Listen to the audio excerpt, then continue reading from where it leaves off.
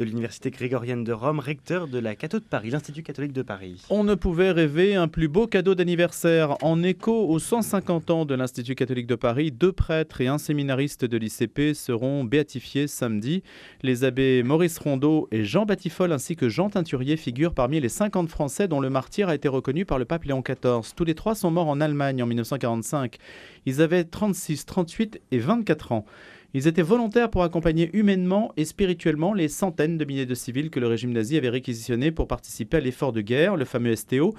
Leur activité étant devenue illégale, elle les conduisit au sacrifice suprême. Voilà donc une cérémonie solennelle en la cathédrale Notre-Dame de Paris pour le premier anniversaire de sa réouverture aussi, qui se tient donc samedi prochain. Bonjour, monsieur le recteur. Bonjour. Père Emmanuel Petit, donc vous êtes prêtre du diocèse de Paris, aussi oui. Faut-il le rappeler, et recteur depuis 2021. Il y a beaucoup de chantiers à l'Institut catholique de Paris, on aura l'occasion d'en parler pour ce 150e anniversaire. Peut-être d'abord ces 3 personnes qui vont être béatifiées, c'est quand même un événement important pour l'Institut. Oui, c'est un événement important pour l'Institut, c'est un événement important pour toute l'Église en France, parce que ce sont 50 martyrs qui vont être béatifiés à Notre-Dame de Paris samedi prochain, qui viennent de différents, de très nombreux diocèses français, de différentes congrégations. Et il se trouve que parmi ces 50, effectivement, 3 sont passés par l'Institut catholique. 2 étaient des jeunes prêtres. L'un, Jean Batifol, un jeune prêtre de Paris très brillant, qui a fait des études de théologie et de philosophie à l'Institut catholique de Paris, mais qui avait aussi fait des études d'histoire. C'est un normalien, il a fait du droit. C'est une grande famille de professeurs. Et puis Maurice Rondeau, un jeune prêtre de Meaux qui faisait des études à la faculté des lettres, puisqu'il était destiné à enseigner, ce qu'il avait commencé à faire dans son diocèse. Eux deux ont été, comme beaucoup de jeunes Français mobilisés en 1939-1940, ils ont été emmenés en Allemagne comme prisonniers de guerre, et c'est par la suite qu'ils ont, lorsque le STO s'est mis en place, qu'ils ont participé à l'apostolat auprès des jeunes ouvriers français qui se retrouvaient en Allemagne. Et puis la troisième figure, qui est assez touchante, c'est un jeune séminariste, donc Jean Teinturier, un séminariste de Bourges. C'est un garçon qui venait de Vierzon. Et il était, en 1942-1943, il était au séminaire des Carmes, après être passé par le séminaire d'Issy-les-Moulineaux. Et il a décidé de partir, de se laisser prendre par les contingents du STO. Il aurait pu essayer d'y échapper. Il s'est laissé prendre avec 2 jeunes compagnons, François Donati et Louis Kuhn. Et tous les 3 ont décidé de partir en Allemagne, se sont formés comme ouvriers. Et leur but, c'était d'accompagner les jeunes Français. Lui s'est retrouvé en Thuringe. Exactement. C'est l'apostolat de la Thuringe. Alors, il y a plus de 600 séminaristes qui sont partis en Allemagne dans ce contexte du service du travail obligatoire. Ça a été extrêmement important. Alors, un certain nombre, heureusement, évidemment, sont revenus, mais certains y ont laissé leur vie, dont Jean Teinturier. Ces 2 autres compagnons sont revenus. Louis Kuhn a même été évêque de Meaux après. Là, il a été... Mais Jean, lui, a laissé sa vie en Allemagne. Il est mort à Mauthausen. Et ce qui est assez touchant chez ces jeunes garçons, ça a été vraiment leur choix de partir. Hein. C'est un choix délibéré d'aller faire un apostolat en Allemagne. Et il y avait chez eux, je crois, comme une forme d'engagement, et sans doute aussi une forme de résistance. Et c'est ça d'ailleurs, leur apostolat était très discret. Hein. Ils faisaient très attention, ils savaient qu'il fallait prendre beaucoup de précautions, il ne fallait pas évidemment provoquer les Allemands qui surveillaient tout cela. Les travailleurs français qui partaient dans le STO étaient très surveillés, très encadrés, soumis à une vive propagande nationale-socialiste. Donc il fallait être extrêmement prudent. Ils en étaient bien conscients. Ils l'ont été, hein, ils n'étaient pas du tout, ils n'ont pas été inconscients des dangers. Après, c'est la législation allemande qui a changé. Hein. Oui, alors c'est-à-dire que les Allemands ont bien compris, assez vite, les Allemands se sont rendus compte que tout ça, cet apostolat, bon déjà en soi, je pense que ça ne leur était pas très sympathique, mais que cet apostolat était dangereux d'une certaine manière. Qu'à travers cet apostolat qui pourrait paraître bien innocent, surtout, par exemple, Jean Teinturier n'était pas prêtre, donc il ne pouvait même pas célébrer la messe ou célébrer les sacrements, donc c'était vraiment un apostolat d'accompagnement, de soutien. Cet apostolat qui aurait pu paraître bien innocent, c'était une forme de résistance. Et les Allemands en ont été conscients. Et effectivement, à la toute fin de l'année 1943, la législation allemande... Le 3 décembre 1943. Exactement. Il y a une ordonnance qu'on appelle de Kaltenbrunner, Kaltenbrunner, c'était le chef de l'Office central de sécurité du Reich. Qui sera condamné à Nuremberg. Qui sera condamné plus tard, effectivement. Et bon, un personnage très... Voilà. Mais il va durcir les choses et va commencer une répression sur ces jeunes hommes qui sont... Alors, ces 5 ans, d'ailleurs, ce sont des prêtres, ce sont éventuellement des séminaristes, mais ce sont aussi beaucoup des jeunes laïcs. Hein. Ce sont des jeunes, notamment de la JOC, la Jeunesse ouvrière chrétienne. Marcel Callot est la figure peut-être la plus connue. Et en fait, ça constituait comme une sorte de réseau. Hein. Et nous qui sommes habitués à la résistance, on pense beaucoup à la résistance plutôt armée, où voilà, quand on faisait dérailler des trains, quand il y a des actions de ce type, ou tous les services de renseignement, bon, ce genre de choses que l'on connaît bien dans notre histoire de France. Ce qui est intéressant ici, c'est qu'il y a une autre forme de résistance, qu'on pourrait appeler une résistance spirituelle, et qui en fait était aussi une arme redoutable d'une certaine manière. Je me demandais, Père Emmanuel Petit, si cette histoire avait été racontée au cinéma ou dans la littérature, ou bien si ça avait même fait l'objet simplement d'archives qui avaient été compilées. Il y a eu des publications, et notamment il y a un historien qui s'appelait Charles Molette, qui était prêtre, qui a beaucoup travaillé sur cette question. C'est lui d'ailleurs qui au départ a introduit, a poussé la cause de béatification, qui a vraiment mis en lumière ces jeunes hommes. Et il y avait eu un ouvrage, c'est lui qui avait publié l'ouvrage chez François-Xavier de Guibert, me semble-t-il. Oui, alors, il y a eu plusieurs ouvrages quand il publiait. Hein. Entre autres, un sur Jean Teinturier. Il y a eu d'autres sur d'autres personnages. Maurice Rondeau, il y a un petit ouvrage qui vient d'ailleurs de paraître, là, qui a été publié par deux personnes de mots.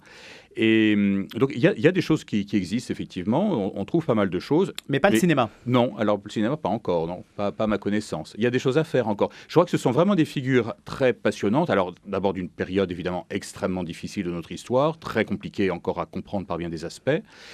Mais c'est très passionnant parce qu'évidemment, ce sont des figures d'une très grande liberté, d'un très grand courage. À l'époque, c'est le cardinal Emmanuel Suard, archevêque de Paris, assisté de l'abbé Jean Rodin, qui lance un appel pressant aux évêques de France, aux supérieurs religieux, au mouvement d'action catholique. Il les invite à envoyer donc de jeunes catholiques prêts à exercer un apostolat fraternel en Allemagne. Est-ce que l'institution a une part de responsabilité dans cette histoire également, dans la mesure où vous avez dit que c'était le volontariat, mais l'institution a aussi perçu l'urgence d'une forme de résistance spirituelle à travers cet apostolat clandestin? Alors, l'Institut catholique, comme beaucoup d'institutions françaises, a été traversé évidemment par toutes ces questions. Les jeunes qui sont partis du séminaire des Carmes sont plutôt partis contre l'avis ou de leurs supérieurs, hein, qui y voyaient d'abord, je pense, quelque chose de tout à fait dangereux. De fait, sans doute n'avait-il pas tort. Mais on voit bien qu'il y avait des débats, évidemment, des débats politiques, des débats d'idées très, très vifs. Et la maison elle-même a été traversée par ces débats. Le recteur de l'époque, lui, était favorable à la collaboration, le cardinal Baudrillard, qui a laissé se souvenir, voilà, qui sont dans ces dernières années de sa vie, il était très âgé, manifestement a fait des choix qui n'étaient pas heureux, et d'autres figures, au contraire, à l'intérieur même de l'Institut catholique, notamment Robert d'Harcourt, par exemple, qui est une grande figure. C'est un professeur, lui c'est un laïc, professeur d'allemand, pendant toute sa vie, et qui a été un des premiers à alerter en France sur le danger du nazisme. Dès 1933, exactement. Il faut lire l'Évangile de la Force. L'Évangile de la Force, absolument. Et Catholique d'Allemagne aussi, qui vient d'être publié. Alors, ces 2 livres viennent d'être republiés récemment. Hein. L'Évangile de la Force, chez Tempus, et puis Catholique d'Allemagne. 2 ouvrages très intéressants. Et dès 1933, Robert d'Harcourt alerte sur les dangers du nazisme et montre bien, non seulement la violence évidemment du nazisme, mais aussi son incompatibilité totale avec le christianisme. Le nazisme est un paganisme, et ça il le montre très bien. Hein. Et Robert d'Harcourt est un homme qui aime passionnément l'Allemagne, c'est pas du tout par sentiment anti-germanique, au contraire, il aime passionnément l'Allemagne, et évidemment la voir aller vers le nazisme est pour lui quelque chose de terrible. Et Robert d'Harcourt, pendant la guerre, va s'engager en faveur de la résistance. Ses fils vont s'engager dans la résistance eux-mêmes, ils vont être arrêtés, et un de ses cousins, Bernard de Franqueville, professeur aussi à l'Institut catholique de Paris, professeur de droit, va s'engager dans la résistance et mourir lui aussi en déportation.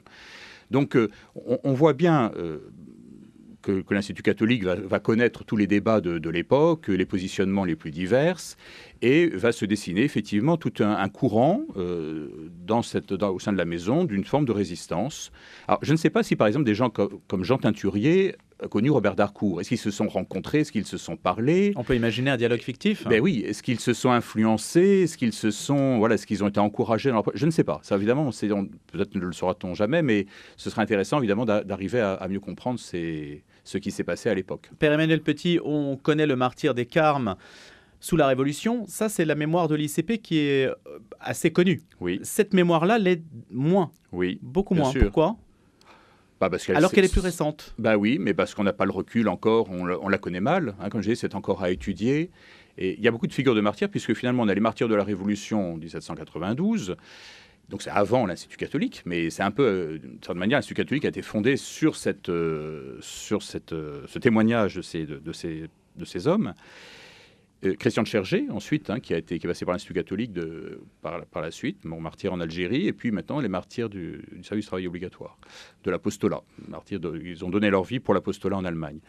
Oui, on voit bien en tout cas que c'est une suite, en tout cas, d'engagement. Moi, je trouve que ça reste évidemment très, très inspirant pour aujourd'hui, parce que on a toujours besoin de cette forme, non seulement d'engagement, évidemment, comme chrétien, on en est bien conscient, mais aussi de forme de résistance et de découvrir la puissance, hein, la force, justement, de l'évangile, de la prière, de l'apostolat. C'est loin d'être anodin, et alors que certains pourraient penser qu'évidemment tout ça, ça n'est que peu de choses ou quelques consolations pour des âmes en peine. En vérité, l'apostolat, la prière, c'est une arme très forte. Et ça reste très, très actuel aujourd'hui. Les 3 béatifiés de samedi ont-ils laissé des traces d'une manière ou d'une autre ? Ils sont morts en 1945. Oui. Certains, il y en a un d'entre eux qui a survécu à la déportation, mais qui est mort juste après. Oui. Et est-ce qu'on a des éléments sur la manière dont ils ont vécu leur apostolat ? On sait des choses par des lettres, notamment, on a encore des lettres... et puis il y a les témoignages de leurs amis, puisque certains sont revenus. Donc on sait des choses. Et puis les familles sont toujours là. La plupart ont encore leur famille. Donc il y a des choses qui se transmettent par les familles. Mais finalement, tout cela est resté jusqu'à présent très discret, pour ne pas dire un peu caché. Et d'autant que, évidemment, sur le contexte du STO, c'est un contexte embarrassant, parce que ça évoque la collaboration, ça évoque... Donc tout cela, toutes ces figures ont été un peu confondues avec ça à une époque, justement. Et c'est là qu'il faut bien montrer que dans ces circonstances de cet apostolat au sein du service du travail obligatoire en Allemagne, il y avait une forme de résistance très, très réelle. Donc ça, il y a encore un vrai travail d'historiographie à faire. Et ça, c'est très intéressant. Et j'espère d'ailleurs pour nous, c'est de belles choses à faire dans l'avenir. 150 ans de l'Institut catholique de Paris, quel est le statut, que signifie la vocation d'une université catholique dans Paris, en France, le 9 décembre, non pas 1905, mais 2025 ? Oui. Alors, en tout cas, effectivement, donc les 5 instituts catholiques fêtent leurs 150 ans, Toulouse très prochainement. Voilà, puisqu'ils ont été fondés au moment où l'enseignement supérieur en France est devenu libre, en 1875. Donc très vite se fondent ces universités. C'est-à-dire les évêques en France prennent la décision de fonder des universités. Ils se regroupent, parce qu'évidemment, on ne peut pas fonder des universités partout, mais on va fonder 5 universités qui existent toujours aujourd'hui, qui sont donc des universités catholiques, et qui vont avoir cette mission. Alors, notamment, contrairement à ce qu'on pourrait penser, la première mission de ces universités, ça n'a pas été d'abord la théologie, ou les sciences sacrées. D'ailleurs, quand l'Institut catholique de Paris est fondé en 1875, il y a encore une faculté de théologie à la Sorbonne. Donc, on ne veut pas gêner la faculté de théologie qui subsiste. Et ces instituts catholiques, ces universités, sont fondées notamment pour la formation des enseignants. Ça va être une des premières missions. Il faut former des profs pour l'enseignement catholique, et puis aussi pour former des personnes. Voilà. Il y a, par exemple, les 3 facultés qui vont être fondatrices pour l'Institut catholique de Paris, c'est la faculté des lettres, la faculté des sciences et la faculté de droit. Donc on voit bien évidemment 3 domaines dans lesquels l'Église veut être présente, 3 domaines importants. Et ces universités catholiques, elles sont encore aujourd'hui évidemment un moyen pour l'Église d'être présente dans le monde de la recherche, dans le monde universitaire. Et je crois que c'est très important. La voix de l'Église est une voix qui reste crédible dans ce domaine et qui est attendue même, Et je crois qu'aujourd'hui, nous avons vraiment quelque chose à apporter à l'enseignement supérieur et à la recherche. Et nous sommes reconnus pour cela. Et là encore, évidemment, c'est un travail extrêmement important à faire de pouvoir porter la voix de l'Évangile et la voix des chrétiens dans ce cadre. Comment expliquez-vous, Père Emmanuel Petit, que si la France continue à se séculariser, les inscriptions se bousculent aux portes de l'ICP ? Eh bien, je pense qu'il y a à la fois la qualité de la formation qui est dispensée, certainement, en tout cas qui peut attirer les jeunes, mais aussi dans la formation qui est donnée, d'abord, nous essayons toujours, à travers la formation, de donner du sens à ce que nous faisons, hein, et notamment le sens de ce qu'est la personne humaine, de ce qu'est l'homme. Ça, c'est extrêmement important, surtout dans un monde qui est de plus en plus technique, compétitif, où les jeunes doivent être très performants. Bon, très bien, tout ça. Je crois que la vraie qualité d'une formation, ça n'est pas simplement l'acquisition de compétences qui, de façon très vite, vont être dépassées, mais c'est surtout d'acquérir la finesse de ce qu'est la personne humaine, de ce qu'est la société humaine, et voilà, c'est le savoir-être. Le savoir-être, exactement, savoir prendre des décisions, savoir se positionner, une certaine droiture aussi. Je crois que des jeunes qui sortent de l'Institut catholique, c'est ce que nous disent souvent d'ailleurs des personnes qui emploient du monde de l'entreprise, des chefs d'entreprise qui ensuite recrutent ces jeunes. Ce sont des jeunes sur qui on peut compter, hein. Il y a une forme de droiture, une forme d'engagement, et ça c'est extrêmement important aussi, évidemment. Voilà, c'est dans ce sens-là, évidemment, que nous essayons de former les jeunes à l'Institut catholique.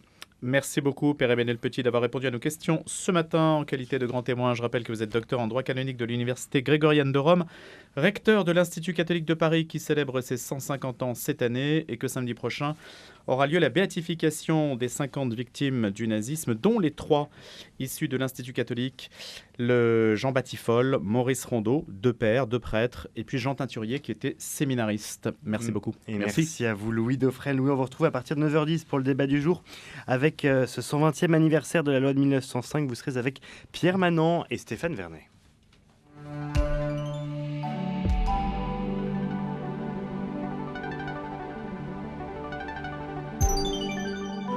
8h-10 sur RCF et Radio Notre-Dame. Il fut l'un des premiers évangélisateurs de l'Auvergne et donna son nom à un fromage. Vous aurez peut-être reconnu de qui il s'agit.